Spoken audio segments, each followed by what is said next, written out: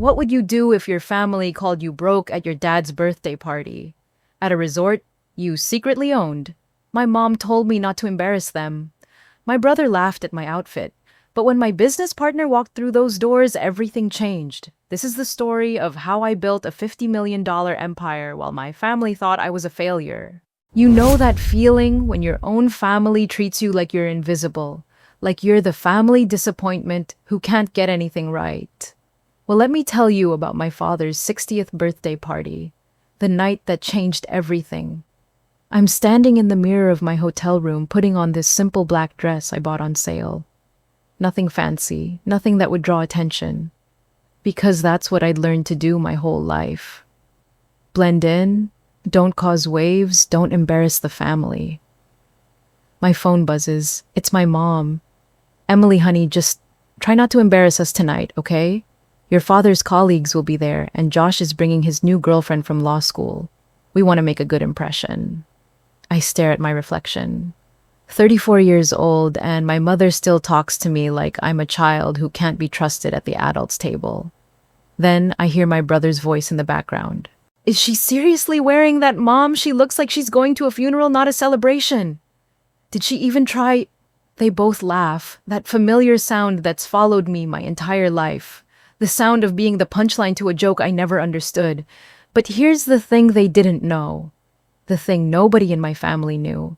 The resort where we're having this big fancy dinner, the one my mom picked because it was so exclusive and way out of Emily's budget, I own it. Every marble tile in that lobby, every crystal chandelier, every thread of Egyptian cotton in those guest rooms. Mine. And that man walking up behind me in the lobby, the one in the perfectly tailored suit.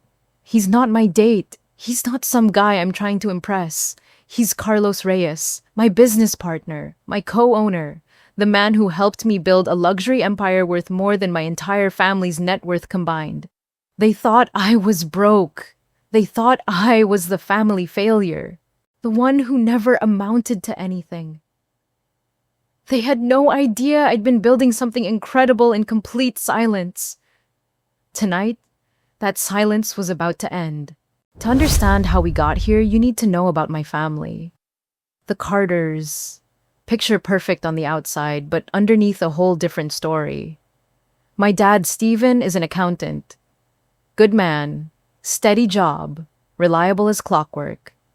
He's the kind of guy who balances his checkbook to the penny every month and has never missed a day of work in 30 years. He married my mom, Linda, right out of college, and she's been climbing that social ladder ever since. Linda Carter doesn't just want success. She needs it. She needs the right house, in the right neighborhood with the perfectly manicured lawn. She needs the right car in the driveway that screams, "We've made it." She needs to be part of the right book club, the right charity committee, the right circle of friends who validate her choices. But most importantly, she needs the right kind of children to brag about at her book club meetings. Enter Josh, my older brother, the golden boy who could do no wrong. Josh got into Harvard on a partial scholarship. Josh made law review in his second year. Josh got the summer internship at the most prestigious firm in Boston. Josh graduated summa cum laude. Josh. If you walked into our house growing up, you'd think my parents only had one child because every wall, every shelf, every surface was covered with Josh's achievements. Trophies from debate team, certificates from academic competitions, framed newspaper articles about his scholarship, photos of him shaking hands with important people at important events. Our living room was basically a shrine to Josh's excellence. And then there was me, Emily, the afterthought, the oops baby who came along 5 years later when my parents thought they were done having kids. I remember being 12 years old, sitting at our kitchen table with my laptop, this ancient thing I'd bought at a garage sale with money from babysitting. I was trying to show my mom this website I'd built from scratch. Nothing fancy, just a simple site where I was selling little digital art pieces I'd created using free software I'd downloaded. I was so proud of that website. I'd spent weeks figuring out how to code it, how to set up the payment system, how to create graphics that people would actually want to buy. And I'd made $53 that week. To 12-year-old me, that might as well have been $1 million. Mom, look, I made this whole business online. People are actually buying my art. My mom barely looked up from her copy of Better Homes and Gardens. She was planning some elaborate dinner party, trying to impress her book club friends. That's cute, sweetie, but you can't make a living playing on computers. Maybe you should focus on your math homework instead. Before I could explain that this wasn't playing, that this was actually a real business with real customers and real money, Josh walked in with his report card. Straight A's, obviously. Plus, teacher comments that read like love letters to his brilliance. And suddenly, my mom had all the time in the world. Emily, look at your brother's grades. Look at these comments from his teachers. This is what real success looks like. Why can't you apply yourself like Josh does? Real success. Those words hit like a punch to the gut when you're 12, and you thought making $53 online was the coolest thing in the world. But that was just the beginning. That was the pattern that would define my entire childhood and teenage years. Every family dinner became a Josh appreciation session. Josh's latest achievement, Josh's upcoming opportunities, Josh's bright future. Meanwhile, I'd sit there quietly, picking at my food, listening to my own accomplishments get brushed aside like crumbs off the table. When I was 14, I started my first real online business.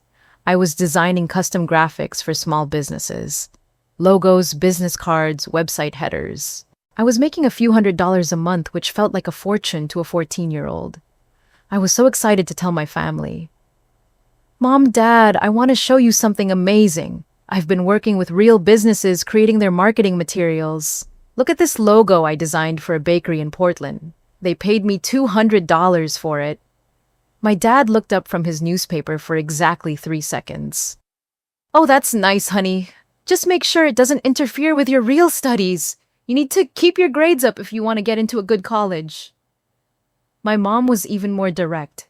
Emily, this computer thing is fine as a hobby, but it's not a real job. You need to think about your future seriously. Maybe accounting like your father, something stable, something dependable. Josh laughed from across the table, not even looking up from his AP history textbook. Yeah, when you're ready to join the real world and get a real job, let us know. The real world. As if what I was building wasn't real. As if the money I was making wasn't real. As if the skills I was developing weren't real. As if my dreams and ambitions weren't real. This became the soundtrack of my teenage years. Every achievement I had was met with a polite smile and a quick subject change back to whatever Josh was doing. When I won a statewide web design competition at 16, my parents attended Josh's debate tournament instead. When I started making over $1,000 a month from my online business, they were worried about my grades slipping, even though I had a 3.8 GPA. Emily needs to focus, my mom would tell her friends. She's getting distracted by these internet projects. We're worried she's not taking her education seriously. Meanwhile, Josh could skip school for debate competitions, stay up all night working on law review articles, and spend entire weekends at Model UN conferences, and somehow, that was taking education seriously. The double standard was suffocating. Josh's extracurriculars were investments in his future. Mine were distractions from my studies. Josh's achievements were celebrated with family dinners and phone calls to relatives. Mine were acknowledged with a pat on the head and a reminder to stay grounded. Josh's dreams were supported, funded, and encouraged at every turn. Mine were treated like phase I'd grow out of. But here's what they didn't understand. What they couldn't see, what they refused to acknowledge while they were dismissing me, underestimating me, treating me like the family disappointment who would never amount to anything I was learning. I was growing. I was building skills and knowledge and connections that would change everything. I was developing a work ethic that would put Josh's Harvard study habits to shame. I was learning about business, about customer service, about problem solving under pressure. I was building relationships with clients across the country. I was discovering what I was truly passionate about and what I was genuinely good at, and the quiet girl they thought would never amount to anything. The daughter they worried about because she wasn't following the traditional path. the family disappointment who spent too much time on computer projects. She was about to build something they couldn't even imagine. She was about to prove that their narrow definition of success was just that, narrow. She was about to show them that sometimes the most powerful empires are built not in spite of being underestimated, but because of it. Because when everyone expects you to fail, when everyone treats your dreams like hobbies, when everyone assumes you'll never amount to anything significant, you have two choices. You can prove them right, or you can prove them wrong so spectacularly that they never underestimate anyone ever again. I chose option 2. When it came time for college, my family had opinions. Lots of opinions. Loud opinions. My mom wanted me to study business administration at a respectable state school. Something practical, she said. Something that will get you a stable job with benefits and a retirement plan. My dad suggested accounting. Follow in my footsteps, he offered. It's steady work. People always need accountants. You'll never have to worry about job security. Josh. He just laughed when I told him my plans. Whatever keeps her busy, I guess. Maybe she'll finally grow out of this computer phase. But I had other plans. Big plans. Plans that would have shocked them if they'd bothered to ask. I applied to the University of Nevada, Las Vegas for their hospitality management program with a specialization in sustainability and resort development. It wasn't Harvard. It wasn't even what my family considered a real major. But it was exactly what I needed to turn my vision into reality. And here's the kicker. I was paying for it myself. Every single penny. While Josh got his tuition room board and spending money covered by mom and dad while he got care packages and surprise visits and constant emotional support, I was working 3 jobs to fund my education. 3 jobs. Let me paint you that picture. From 5 a.m. to 10 a.m., I waited tables at Murphy's Diner, this greasy spoon breakfast place near campus. Coffee-stained apron, sore feet, demanding customers who left quarter tips on $20 bills. But I learned something valuable there. How to stay calm under pressure, how to manage multiple demands simultaneously, and how to turn an angry customer into a satisfied one with the right approach. From 11 a.m. to 4 p.m., I ran my web design business from the library. I'd set up shop at the same table every day, designing websites and marketing materials for small businesses across the country. Word of mouth was spreading. I was getting referrals. My client base was growing, and so were my rates. I was making more money in those 5 hours than most college students made in a week. And from 6 p.m. to 2 a.m., I worked the night shift at the Grandview Hotel downtown. Front desk mostly, but they let me shadow different departments. I learned housekeeping standards, food service operations, event planning logistics, guest relations management. Every aspect of the hospitality industry, from the ground up. My family thought I was crazy. You're going to kill yourself working like that, my mom said during one of our increasingly rare phone calls. Why don't you just take out student loans like a normal person? What she didn't understand was that every job was teaching me something crucial. The diner taught me customer service under pressure. The web design work kept my creative and technical skills sharp. And that hotel job. That's where everything changed. That's where I met Serena Wu. Serena was this incredible woman in her 50s, a resort executive who'd been brought in to turn around struggling properties across the country. She had this reputation in the industry. When Serena Wu showed up at your resort, you either got your act together or you got replaced. She was staying at the Grandview for 3 weeks, overseeing some kind of operational overhaul. And every night around midnight, she'd come down to the front desk to handle international calls and review reports. The first time I saw her, she was dealing with a crisis. Some VIP guest's room key had malfunctioned, their Wi-Fi was down, and they were threatening to check out and write a scathing review. The day shift had left detailed notes about the problem, but no solution. I watched this frustrated guest getting angrier by the minute, and I realized something. This wasn't just about a broken keycard. They were here for their anniversary. They'd specifically requested a room with an ocean view. They'd pre-ordered champagne and roses. This was supposed to be a special night, and everything was going wrong. So I didn't just fix the key card. I upgraded them to our best suite. I personally delivered a bottle of our finest champagne with a handwritten note apologizing for the inconvenience. I arranged for late checkout and a complimentary breakfast. I turned their worst hotel experience into something they'd remember for all the right reasons. Serena was standing about 10 feet away, watching the whole thing unfold. The next night, she came back to the front desk during my shift. "You're Emily, right? I watched you last night with that guest situation. You didn't just fix their problem. You anticipated 3 other issues before they happened and turned a potential disaster into a memorable experience. That's rare."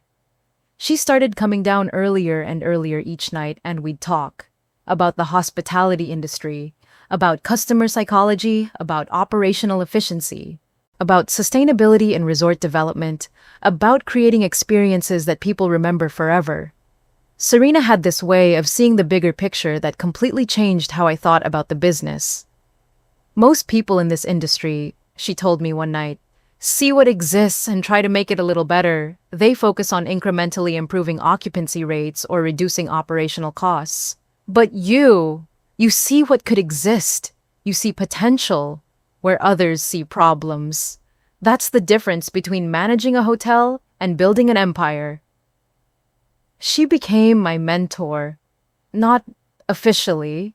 There was no paperwork or formal arrangement. But she'd stop by during her late meetings, and we'd talk for hours about everything I was learning, everything I wanted to build. During my junior year, Serena offered me an opportunity that would change everything. "There's this property in Maui," she said. "Beautiful location right on the beach, but the brand is dying. The owners are hemorrhaging money. They're about to sell to a big chain that will strip away everything unique about it and turn it into another generic resort." She pulled out photos, and I fell in love immediately. This stunning boutique property with only 45 rooms each with an unobstructed ocean view. Original Hawaiian artwork throughout the property. Locally sourced materials and native plant landscaping. It was like a hidden gem that just needed someone to see its potential. "I want you to redesign their entire guest experience," Serena said. "Sustainability focused, but luxury. Show me what you see when you look at that place." I spent an entire summer in Maui, and it was like coming home to a place I'd never been before. I lived in a tiny studio apartment above a local cafe, spending every day at the resort, learning every detail of the operation. The problems were obvious immediately. The guest experience was disjointed. The sustainability efforts were cosmetic at best. The local community felt disconnected from the resort. The marketing was targeting the wrong demographic entirely. But the potential was breathtaking. I created a comprehensive eco-luxury concept that would reduce the resort's environmental footprint by 60%, while increasing guest satisfaction and average stay duration. We introduced locally sourced amenities made by Hawaiian artisans. We partnered with native cultural practitioners to offer authentic experiences. We redesigned the spa to use traditional Hawaiian healing practices alongside modern wellness treatments. Most importantly, we made sustainability part of the luxury experience instead of a compromise. Guests weren't giving up comfort to be environmentally responsible. They were getting a more authentic, more meaningful experience because of it. The results were incredible. Within 6 months, the resort went from nearly bankrupt to fully booked with a 6-month waiting list. Guest satisfaction scores hit the highest levels they'd ever recorded. The local community went from tolerating the resort to celebrating it as a model for responsible tourism. And the owners, they went from planning to sell to planning to expand. That's when I realized I wasn't meant to work for someone else. I was meant to build something of my own. Serena saw it too. "Emily, you've got something special here. This isn't just good hotel management. This is vision, this is innovation, this is the future of hospitality." She introduced me to investors, people with serious money who were looking for the next big thing in sustainable luxury tourism. People who understood that the industry was changing and that consumers were demanding more meaningful travel experiences. By the time I graduated, I had enough money saved and enough investor interest to make my first acquisition. A small, failing resort in Northern California. 38 rooms. Stunning location. Terrible management. Hemorrhaging money. I was 25 years old and I was officially a resort owner. Did I tell my family? Of course not. Can you imagine that conversation? Hey mom, remember that computer hobby you said wasn't a real job? Well, I just bought $1 million property and I'm about to completely revolutionize the hospitality industry. They would have found a way to make it about Josh somehow. They would have worried about my debt load, questioned my business plan, suggested I was being reckless and irresponsible. So instead, I kept quiet. I let them think I was still working at hotels without clarifying that I actually owned them. I threw myself into that first property with everything I had. I spent months learning every aspect of the business, not just the guest-facing operations, but the back-of-house logistics, the financial management, the staff development, the vendor relationships, the regulatory compliance. I redesigned the entire property using everything I'd learned in Maui. Sustainable luxury became my signature. Every room was renovated with locally sourced materials. Every amenity was carefully chosen for both environmental impact and guest experience. Every staff member was trained not just in hospitality service, but in environmental stewardship and community engagement. Within 18 months, I'd turned that failing property into the highest-rated resort in the region. Occupancy rates went from 52% to 97%. Average daily rates doubled. Guest satisfaction scores broke company records. More importantly, I'd proven my concept worked. Sustainable luxury wasn't just good for the environment. It was good for business. I sold that first property for triple what I'd paid, and I used that money to buy 2 more properties. Each one bigger, each one more ambitious, each one more successful than the last. By 30, I owned 3 resorts across the West Coast. The Sanctuary in Northern California, Paradise Cove in Monterey, and my newest acquisition, the crown jewel of my portfolio, Halona Bay Resort. Each property was more than a business. Each one was a statement about what hospitality could be when you combined luxury with sustainability, when you respected local communities, when you created experiences that connected people with the natural world instead of isolating them from it. My net worth was climbing into the 8 figures. I was being featured in industry magazines as an innovator and visionary. I was speaking at conferences about the future of sustainable tourism. I was building exactly the empire I dreamed about as a 12-year-old with a garage sale laptop. And my family. They still thought I was struggling to make ends meet as a hotel worker. The irony was delicious. While they were busy celebrating Josh's entry-level position at his law firm, $45,000 a year plus benefits, I was running a hospitality empire worth over $50 million. While they worried about my lack of direction and my unstable career path, I was creating jobs for hundreds of people and revolutionizing an entire industry. While they assumed I was barely scraping by, I was living a life they couldn't even imagine. And I kept it all to myself. Not because I was ashamed, not because I was afraid, but because I knew exactly how they'd react. They'd find a way to diminish it. They'd ask why I wasn't married instead. They'd worry about the risks I was taking. They'd make it about what I was doing wrong instead of what I was doing right. They'd turn my triumph into their concern, my success into their worry, my dreams into their problems. So I stayed quiet. I let them think what they wanted to think. I let them worry about their disappointing daughter while I built something they couldn't even comprehend. But secrets have a way of coming out eventually. And tonight, at my father's 60th birthday party, held at a resort I owned surrounded by luxury I'd created, that secret was about to explode in the most spectacular way possible. Because sometimes the best revenge isn't revenge at all. Sometimes it's just success. So overwhelming, so undeniable, so spectacular that silence becomes impossible. 3 weeks before my father's 60th birthday, my phone buzzed with a notification from our family group chat. You know the one, the digital space where I mostly just watched my mom and Josh plan things while treating me like an afterthought who might occasionally have useful input. The message was from my mom, and it was vintage Linda Carter, enthusiastic, detail-oriented, and completely focused on making the perfect impression. Okay, family time to start planning Dad's Big Six Neo. This is a milestone birthday, so I want to do something really special. I've been researching venues and I'm thinking somewhere elegant and sophisticated. Maybe Halana Bay Resort or Blue Ridge Resort. Both have excellent reputations and would be perfect for entertaining Dad's colleagues and our friends. I nearly dropped my phone. Halona Bay Resort. My newest acquisition. My crown jewel.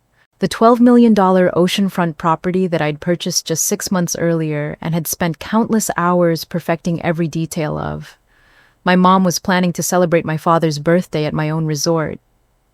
Josh responded within minutes because Josh always responded within minutes when it came to family planning that made him look good. Halona Bay sounds amazing. I just looked it up online. Super exclusive, incredible reviews right on the ocean. Perfect for Dad. He deserves something really special. Then came the message that made my blood pressure spike and my fingers tighten around my phone. It looks pretty pricey though, probably too expensive for any of us to handle individually. Definitely out of your budget, Emily, but maybe we can split the cost between me, Josh, and Dad. You could contribute what you can afford. Out of my budget, the resort that I owned outright, the property that generated more revenue in a month than Josh made in a year, was apparently out of my budget. I stared at that message for a full minute, feeling a familiar cocktail of frustration and dark amusement. My mother was literally planning to celebrate at my business, while simultaneously assuming I couldn't afford to be there. The responses kept coming, each one more telling than the last. Josh, yeah, Emily could maybe cover appetizers or something. That would be more her speed. Dad, whatever works for everyone. I just want to spend time with my family. Mom, Emily, sweetie, don't feel bad about the money situation. We all understand. You're doing the best you can. Doing the best I can. If only they knew. I could have told them right then and there. Could have typed, actually, Mom, I own that place.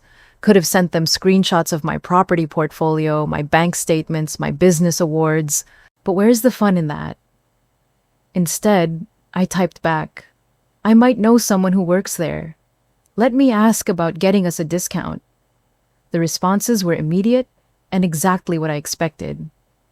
Josh, Emily knows someone at Halona Bay. That seems unlikely. Mom, oh, that would be wonderful, sweetie. Even a small discount would help make it more affordable for all of us. Dad, that's very thoughtful of you, Emily. Thank you for offering to help. At least Dad was consistently kind, even if he had no idea what was really going on. I closed the group chat and immediately called Marcus Chen, my general manager at Halona Bay. Marcus was brilliant, MIT educated hospitality industry veteran, and completely trustworthy. He'd been with me for 2 years and understood both my business philosophy and my complicated family dynamics. Marcus, it's Emily. I need a favor and it's going to sound strange. Nothing sounds strange when it comes to you, boss. What do you need? My family wants to book my father's 60th birthday dinner at Halona Bay. They don't know I own the place. I want you to quote them 50% off our normal event rate, give them absolutely VIP treatment, but don't mention that I'm the owner. Can you do that? There was a pause. Then Marcus started laughing. Emily, are you serious? Your own family doesn't know you own 3 resorts. Long story, very long story. Can you handle the booking without revealing anything, sir? Of course I can. How many people are we talking about? About 20. Family and close friends. I want the ocean view private dining room, the full wine service, the works. Make it unforgettable. Done. But Emily, can I ask you something? Shoot. How long are you planning to keep this secret? I mean, they're going to find out eventually, right? I smiled, looking out my office window at the city skyline. Actually, Marcus, I want you to contact Carlos Reyes. Ask him to fly in as my guest for the dinner. Tell him it's time for the reveal I've been planning. Carlos Reyes, my business partner and silent investor, the man who helped finance my third acquisition and had become my closest ally in building this empire. Carlos had been telling me for months that I needed to stop hiding my success from my family. Emily, he'd said during our last quarterly review meeting, "You're not protecting them by keeping this secret. You're protecting yourself from their reaction. But their reaction isn't your responsibility. Your success is yours to own, and you should own it proudly." He was right, of course. Carlos was always right about these things. That's why he was perfect for what I had in mind. "Got it," Marcus said. "Should I give Carlos any specific instructions? Tell him to arrive around 7:30 right after the main course is served. That should give me time to ease into things. And Marcus, make sure the staff knows this is a special event. I want everything perfect." When has anything at Halona Bay been less than perfect? I laughed. Fair point. And Marcus, this stays between us until the dinner. No one on the staff should know the connection except you. Understood, boss. This is going to be interesting. I hung up with Marcus and immediately texted Carlos. Remember that family reveal we talked about? It's happening. Dad's 60th birthday. Halona Bay. Next Saturday at 7 p.m. You in? His response came back within minutes. Wouldn't miss it for the world. Time to show them what you've built. Should I bring the portfolio documents? Just bring yourself. Trust me. Your presence will be revelation enough. The next day, my mom called me practically vibrating with excitement. "Emily, your friend came through. I don't know how you managed it, but they gave us the most incredible deal. 50% off. And the event coordinator, Marcus something, he said they'd take care of everything. The menu, the wine selection, even special accommodations for your father's dietary restrictions. I don't know what you said to them, but thank you." "No problem, Mom. I'm sure it'll be a night Dad will never forget." The coordinator also mentioned something about a private dining room with ocean views. "Emily, this is going to be so much more elegant than anything we could have afforded at full price." And that was the understatement of the century. For the next 2 weeks, I had a front row seat to my family planning this elaborate celebration at my own resort. They debated menu options that I'd personally approved. They discussed wine pairings from my private cellar. They marveled at the venue photos of spaces I designed myself. Mom called me with updates every few days. "Emily, they have this amazing wine list. The coordinator recommended a 2015 Opus 1. I've never even heard of it, but he says it's your father's favorite type." How would he know that? Because I'd told Marcus about Dad's preference for bold reds months ago when I was planning my own wine acquisitions. But I couldn't exactly explain that. "Lucky guess," I offered. "And Emily, the room they're giving us is spectacular. It has these floor-to-ceiling windows overlooking the ocean. The coordinator said it's normally reserved for VIP guests, but he's making an exception because of our connection to you." Connection to me.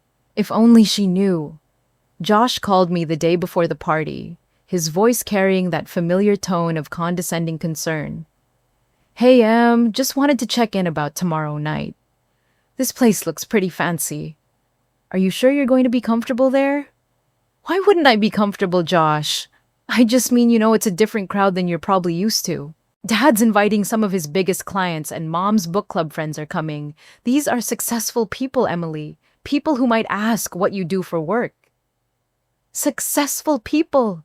If only Josh knew he was talking to someone whose business success dwarfed his entire law firm's annual revenue. "I think I can handle a dinner conversation, Josh." "I'm sure you can. Just maybe try to sound more confident about your career. You know how you get when people ask about work. All quiet and vague. These people appreciate success stories." I gripped the phone tighter. "Don't worry about me, Josh. I'll figure out what to say." "Cool. And hey, don't stress about contributing to the tip or anything. Mom and I have that covered. Just focus on having a good time." After I hung up, I sat in my office for a long time, looking at the framed photos on my desk. Pictures of my resort, openings, industry award ceremonies, business partnerships with major brands. Evidence of a career that Josh couldn't even imagine, success that my family had never bothered to discover. But tomorrow night, that was all going to change. I drove to Halona Bay myself that afternoon, ostensibly to check out the venue, but really to walk through every detail of what would happen. I met with Marcus in the private dining room, going over the final preparations. "The table setup is perfect," he said, showing me the elegant arrangement. "Ocean views from every seat. The menu you selected will pair beautifully with the wine service, and the surprise jazz quartet you arranged will be a nice touch for the dessert course." I nodded, walking over to the floor-to-ceiling windows that looked out over the Pacific. "What about the flowers? Orchids and plumeria, just like you requested. Your father's favorites, according to your notes." I'd noticed Dad's preference for those flowers years ago, during a family vacation to Hawaii. He'd mentioned how much he loved the plumeria trees at our hotel. Of course, no one else had been paying attention, but I'd remembered. "And Carlos, he'll arrive at 7:30 sharp. His suite is ready, and I've briefed him on the layout so he can make a proper entrance." Perfect. I looked around the room one more time at the custom lighting I'd personally selected, at the original artwork from local Hawaiian artists, at the sustainable bamboo flooring that had won 3 design awards. Tomorrow night, my family would be celebrating in a space I'd created, enjoying an experience I'd designed, surrounded by luxury I'd built from nothing. And they had absolutely no idea. "Marcus, are you ready for this to get interesting?" He grinned. "Boss, I've been ready since the day you told me about your family dynamics. This is going to be the most satisfying dinner service in hospitality history." He was right, because sometimes the best revelations aren't planned speeches or dramatic confrontations. Sometimes they're just the quiet moment when reality speaks for itself, when success becomes impossible to ignore, when the truth finally gets the spotlight it deserves. And tomorrow night, 34 years of being underestimated was about to end in the most spectacular way possible. The day before the party, Josh called me. I could hear the smugness in his voice before he even spoke. "Hey, you're still doing that hotel thing, right? Working front desk or whatever." "Something like that," I said, gripping my phone tighter. Cool, cool. Well, tomorrow's going to be pretty fancy. The place looks incredible online. Way above our usual family dinner spot. Hope you're comfortable in that environment." That environment. The environment I created. The environment I designed from the ground up. "I think I'll manage, Josh." "I'm sure you will. Just saying, it's going to be a different crowd than you're used to. Dad's inviting some important clients, and Mom's book club friends are coming. Just be yourself, but maybe a little more refined version of yourself." I hung up before I said something I'd regret. 2 hours later, my mom called. "Emily, honey, I've been thinking about tomorrow night. I know you arranged that discount and we're so grateful, but I want to make sure you understand how to handle the gratuity situation." "The what?" "The tip, sweetie. For the staff. I know money's tight for you, so don't worry about contributing to the group tip. Just focus on maybe covering your own service. That's more your level anyway. My level, at my own resort, where I employ 83 people and pay salaries that are 30% above industry standard." "Thanks for thinking of me, Mom. Of course, I just don't want you to feel embarrassed if you can't contribute much. We understand your situation." My situation. If only she knew. After I hung up, I drove to Halona Bay myself. I needed to walk through the space, check every detail, make sure everything was perfect. Not just because I'm a perfectionist, but because I had a feeling this night was going to be bigger than even I had planned. I met with Marcus in the main dining room, going over the final details. "The wine selection is perfect," he said, showing me the list. "The 2015 Opus 1 you requested is chilled and ready. Your father's going to love it." I nodded, then walked over to the private humidor we'd installed last month. "Did you get his cigars? Cuban Cohiba Bahaik, the exact ones you specified." How did you know those were his favorites? I smiled sadly. I pay attention to things my family doesn't think I notice. We walked through the entire evening timeline, the cocktail hour on the terrace, the seated dinner in the main dining room, the custom dessert presentation, even the surprise performance by a local jazz quartet that my father had mentioned loving during a phone call 6 months ago. What about Carlos? Marcus asked. He lands at 4. I told him to arrive at 7:30, right when we're finishing the main course. That should give me time to ease into things before the big moment. And you're sure about this once they know there's no going back? I looked around the dining room, at the hand-selected artwork from local artists, at the sustainable bamboo flooring I'd personally chosen, at the custom lighting that created the perfect ambiance for intimate family celebrations. I've been hiding who I am for too long, Marcus. My family thinks I'm a failure, but they're celebrating at a place I built. They think I can't afford to contribute to the tip, but I'm paying everyone's salary. It's time they knew the truth. But even as I said it, I had no idea how explosive that truth was about to become. I was planning a soft reveal, maybe mention during dessert that I had some involvement with the resort. Let it come out naturally, give them time to process it. What I didn't expect was for my family to push me to a breaking point before Carlos even arrived. What I didn't expect was for Josh to make one comment too many, for my mom to condescend to me one time too often, for my father to remain silent while they treated me like a charity case in my own establishment. I was planning to tell them gently, but sometimes the universe has other plans, and sometimes the truth doesn't wait for the perfect moment. Sometimes it explodes. I arrived deliberately late, fashionably late, you might say, except there was nothing fashionable about what I was planning to do. Carlos was waiting for me in the lobby, looking effortlessly elegant in his tailored navy suit. We'd coordinated this moment perfectly. He'd arrived early, checked into the penthouse suite, and waited for my signal. "You ready for this?" he asked, offering me his arm. "I've been ready for 34 years. We walked into the dining room together, and I could feel every eye in the place turn toward us. My family was already seated at the large round table in the center of the room, my father's colleagues and my mother's book club friends, filling the surrounding tables. Josh spotted me first, and I watched his face go through a series of expressions. Surprise, confusion, and then that familiar, condescending smirk. "Emily? There you are? Did you Uber here or something?" We were starting to worry. I felt Carlos tense slightly beside me, but his expression remained perfectly calm and mysterious. Exactly as we'd planned. "Something like that," I said, my voice steady.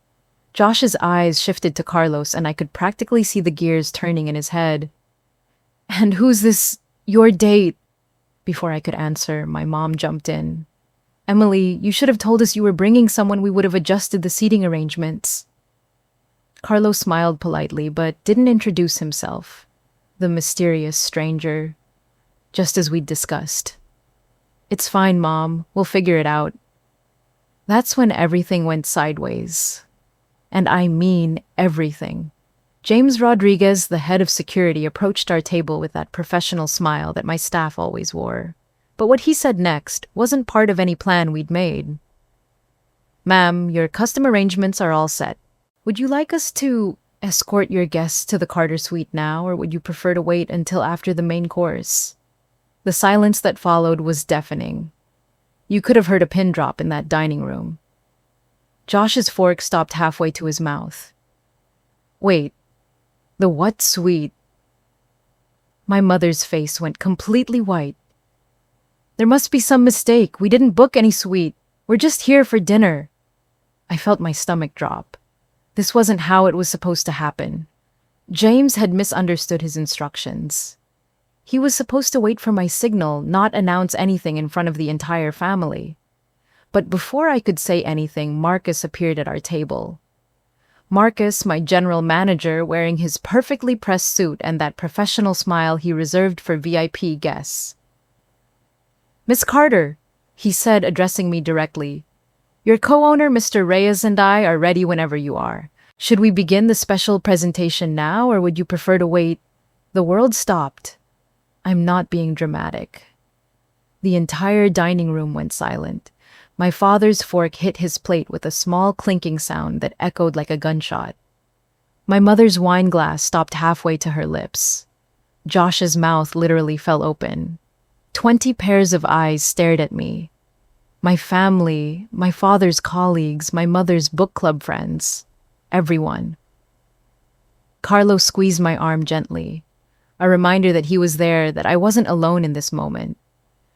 Josh was the first to find his voice, but it came out as barely a whisper. Co-owner Emily, what is he talking about? My mother set down her wine glass with shaking hands. There's been some kind of mistake. Emily works at hotels. She doesn't own them. I looked around the table at these people who had spent my entire life underestimating me, who had dismissed my dreams, minimized my achievements, and treated me like the family disappointment. And then I said the words that would change everything between us forever. Surprise, I own this resort.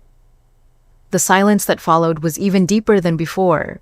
It was the kind of silence that comes before an earthquake, before a tsunami, before the world. As you know, it changes completely. My father was staring at me like he'd never seen me before. My mother looked like she was going to faint. Josh's face cycled through confusion, disbelief, and something that might have been panic. What? Josh stammered. I own Halona Bay Resort. I said, my voice getting stronger with each word. I've owned it for 6 months. I also own Blue Ridge Resort in Northern California and Paradise Cove in Monterey. This isn't my job. This is my empire. Carlos stepped forward slightly, his presence lending weight to my words. Emily's being modest. She's one of the most successful hospitality entrepreneurs on the West Coast. My mother found her voice first, but it came out as a choked whisper. Emily, this isn't possible. You work in hotels. You don't own them. Actually, Mom, I own 3 of them, and I employ over 200 people. And that discount you were so grateful for, I gave that to myself. The revelation hit the table like a bomb, but this was just the beginning. Because once the truth started coming out, there was no stopping it. The silence stretched for what felt like an eternity. Then, Josh started laughing. Not a happy laugh, but that nervous, disbelieving laugh people make when their world gets turned upside down. Come on, Emily, this is some kind of joke, right? You're pretending to own this place. Because why to impress us? I looked him directly in the eye. Josh, I own Halona Bay Resort. I own Blue Ridge Resort in Northern California. I own Paradise Cove in Monterey. I built a hospitality empire worth over $50 million while you were laughing at my computer hobby. His face went pale. The laughter died in his throat. That's impossible. You're Emily. You work at hotels. You don't own them. Actually, I employ 237 people across my 3 properties. I've been featured in Hospitality Design magazine twice. And that cute little computer thing you made fun of. It's how I built everything you see around you. Josh looked around the dining room like he was seeing it for the first time. The custom lighting, the original artwork, the sustainable design elements that had won 3 industry awards. All of it mine. My mother finally found her voice, but it came out sharp and defensive. Emily, if this is true, why didn't you tell us? Why would you keep something like this secret from your family? That question hit different, because she wasn't asking out of hurt or love. She was asking because she was embarrassed. Embarrassed that she'd been condescending to someone who was more successful than anyone else at the table. Why didn't I tell you? I repeated slowly. Mom, do you remember what you said when I started my first business? You told me it wasn't a real job. When I made my first $1,000 online, you said I needed to focus on something stable. When I told you I was majoring in hospitality, you suggested accounting instead. But Emily, we were just trying to protect you. Protect me from what? From success. From building something incredible. From proving that my dreams were worth pursuing. Carlos stepped forward, then his voice calm but firm. Mrs. Carter Emily kept this private because she knew exactly how you'd react. She knew you'd find a way to minimize her achievement or make it about what she was doing wrong instead of what she was doing right. My mother's face flushed red. That's not fair. We're her family. We want what's best for her. Do you? Carlos asked quietly. Because from where I'm standing, it looks like you want what makes you comfortable. Emily's success challenges everything you believed about her, and instead of celebrating her achievement, you're upset that she didn't include you in it. The truth of his words hung in the air like smoke.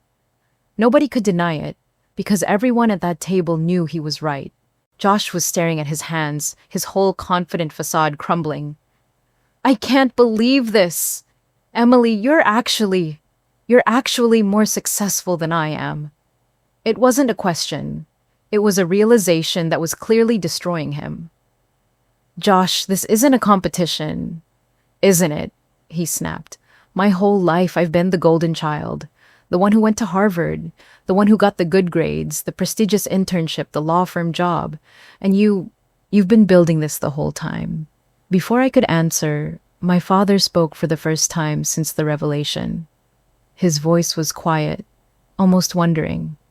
Emily, is this really what you've been building all these years? I turned to look at him.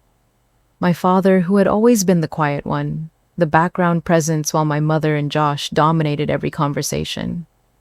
Yes, Dad, this is what I've been working on since college. He looked around the room slowly, taking in every detail. The sustainable design elements, the local art partnerships, the eco-luxury concept. This is what you were talking about all those years ago, isn't it? When you tried to explain your vision to us. I felt my throat tighten. You remember that. I remember everything, Emily. I remember you trying to show us your business plans, your designs, your ideas. I remember how excited you were. His voice broke slightly. And I remember how we dismissed all of it. The raw emotion in his voice caught everyone off guard. My mother stopped looking defensive. Josh stopped looking panicked. Even Carlos seemed surprised by the depth of feeling in my father's words. Dad, no, let me say this. He stood up slowly, looking around the beautiful dining room. My daughter built this. My daughter, who we thought was struggling, who we pitied, who we treated like the family disappointment. She built an empire. He turned back to me, and I saw something in his eyes I'd never seen before. Pride. Real, genuine pride. Emily, I owe you an apology. We all do, but more than that, I owe you congratulations. This is extraordinary. And that's when I realized that this moment, this reveal, wasn't about revenge or proving them wrong. It was about finally being seen for who I really was. My father's moment of pride was beautiful, but it didn't fix everything. In fact, it seemed to make things worse for everyone else. My mother was spiraling. I could see it in her face. This wasn't just about me having money or success. This was about her losing control of the narrative she'd built about our family. In her world, she was the orchestrator, Josh was the star, and I was the supporting character who needed guidance. Suddenly, I was the lead in my own story, and she didn't know how to handle that. I just don't understand why you felt the need to be so secretive, she said, her voice getting sharper. Families should share these things. We could have helped you. We could have been involved.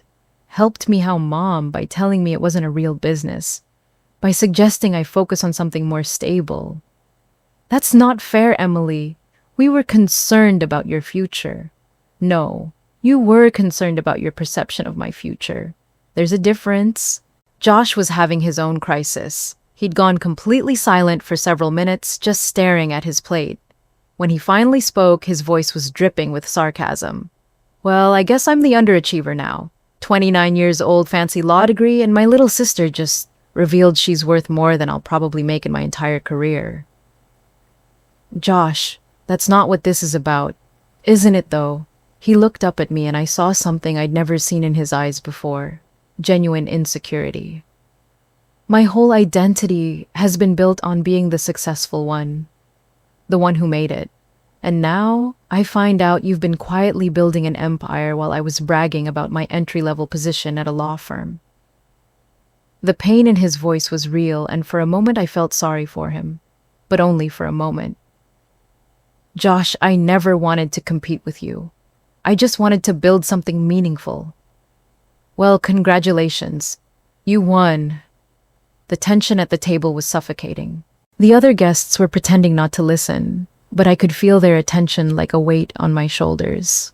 I stood up slowly, looking around the table at my family. These people who had shaped me, who had dismissed me, who were now struggling to reconcile the Emily they thought they knew with the Emily standing before them. I need to say something, and I need everyone to really hear me. The table went quiet. I'm not looking for applause. I'm not looking for congratulations or praise or any kind of validation from any of you. I built this empire without your support, without your encouragement, and without your belief in me. My mother opened her mouth to protest, but I held up my hand. What I'm looking for is respect. From now on, things change. No more dismissive comments about my career. No more treating me like the family disappointment. No more assuming I can't afford things or need your financial guidance. I looked directly at Josh. And no more condescending remarks about my choices or my lifestyle. Then I turned to my mother. And no more trying to manage my life or my decisions. I'm a grown woman who's proven she can handle her own affairs. The silence that followed was different from before. It wasn't shocked silence. It was the silence of people processing a fundamental shift in their understanding of our family dynamic. My father was the first to nod. Emily, you have my word, and you have my respect. You've earned it. My mother looked like she wanted to argue, but something in my expression stopped her. I'll try to do better. Josh just stared at me for a long moment. This is going to take some getting used to. I know, but it's how things are going to be. The rest of the dinner passed in a strange, subdued atmosphere. Conversation started and stopped. People seemed unsure how to act around me now that they knew the truth. But toward the end of the evening, my father asked to speak with me privately. We walked out to the terrace, away from the others. Emily, I need to say something to you, and I need you to really hear me. I nodded, waiting. I underestimated you, completely and totally. And I'm sorry, not just for tonight, but for years of not seeing who you really were. His voice was thick with emotion. I let your mother and Josh's personalities dominate our family dynamic, and I stood by while you were marginalized. That was wrong. I felt tears threatening, but I blinked them back. Dad, let me finish. What you've built here, what you've accomplished, it's extraordinary. But more than that, the way you've conducted yourself tonight with dignity and strength shows me the kind of person you've become. And I'm proud of you. He paused, looking out over the ocean. I have a question, and I hope you'll consider it. What is it? Would you show me your other properties? Would you tell me about your vision, your plans, your dreams? I want to understand what you've built. I want to know my daughter. For the first time that night, I smiled genuinely. I'd like that, Dad. I'd like that a lot. Standing there on the terrace of my own resort, looking out at the ocean with my father beside me, I realized something important. This wasn't about revenge or proving anyone wrong. This was about finally being free to be myself without apology or explanation. And that freedom, that was worth more than any empire I could ever build. Later that night, I stood on the balcony of my penthouse suite looking out over the ocean. The party was over. The guests had gone home. My family had retreated to their rooms, probably still processing everything that had happened. The waves crashed against the shore below, a steady rhythm that always calmed me. This view, this moment, this peace. This was what I'd built. Not just the resort, not just the business empire, but this sense of finally being exactly who I was meant to be. I heard the sliding door open behind me and Carlos stepped out onto the balcony. He handed me a glass of wine. the 2015 Opus 1 from my father's birthday dinner. "How are you feeling?" he asked, settling in beside me at the railing. "Free," I said, and I meant it. For the first time in my life, completely free. "They see you now," I nodded, taking a sip of wine. "They do. The question is whether they can handle what they see." "Your father seems to be handling it well." I smiled, thinking about our conversation on the terrace. "Dad's always been different, quieter, but I think he's been watching this whole time. Maybe he saw more than I gave him credit for." "And your mother and Josh?" I shrugged. "They'll either adapt or they won't, but that's not my responsibility anymore. I'm done shrinking myself to make other people comfortable." Carlos raised his glass. "To Emily Carter, who built an empire while everyone else was looking the other way." I laughed, clinking my glass against his. "To never having to explain myself again." We stood in comfortable silence for a few minutes, watching the moonlight dance on the water. I thought about the journey that had brought me here. All those years of being dismissed, underestimated, treated like the family disappointment. All those nights working 3 jobs to pay for college while Josh got his tuition handed to him. All those family dinners where my achievements were brushed aside in favor of Josh's latest accomplishment. All those times my mother suggested I needed to be more realistic about my future. And now, here I was standing on the balcony of my own luxury resort, worth more than my entire family combined, finally free to be exactly who I'd always known I could be. "You know what the funny thing is?" I said to Carlos. "I'm not even angry anymore. For so long I carried this hurt, this need to prove them wrong. But tonight, when everything came out, I realized something." "What's that?" "I didn't build this empire to prove them wrong. I built it because it was who I was meant to be. Their doubt, their dismissal, their complete inability to see my potential, none of that actually mattered. What mattered was that I saw it. I believed in it. I made it happen." Carlos smiled. "That's the most powerful realization of all." I took another sip of wine and looked out at the horizon. Somewhere out there were my other properties. Paradise Cove in Monterey, where couples came for intimate weekend getaways. Blue Ridge Resort in Northern California, where families created memories in sustainable luxury. And here, Halona Bay, my crown jewel, where tonight my family finally learned who I really was.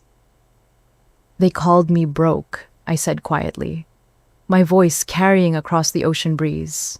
"They called me unrealistic. They said my dreams weren't real jobs. They blocked my path at every turn, dismissed my achievements, and treated me like I was destined for mediocrity." I paused, feeling the weight of those years, but also feeling the lightness of being free from them. But here's what they didn't understand. Every time they doubted me, I got stronger. Every time they dismissed my dreams, I worked harder. Every time they treated me like I couldn't succeed, I became more determined to prove that I could. I turned to look back at the resort, at the lights twinkling in the windows, at the life I'd built with my own hands and my own vision. They called me broke. They blocked my path, but I turned their doubt into my empire. And now, standing here on top of everything I've built, I realize the greatest victory isn't that they finally see me. It's that I never stopped seeing myself. The ocean waves continued their eternal rhythm below us, and for the first time in my life, I felt completely at peace with exactly who I was.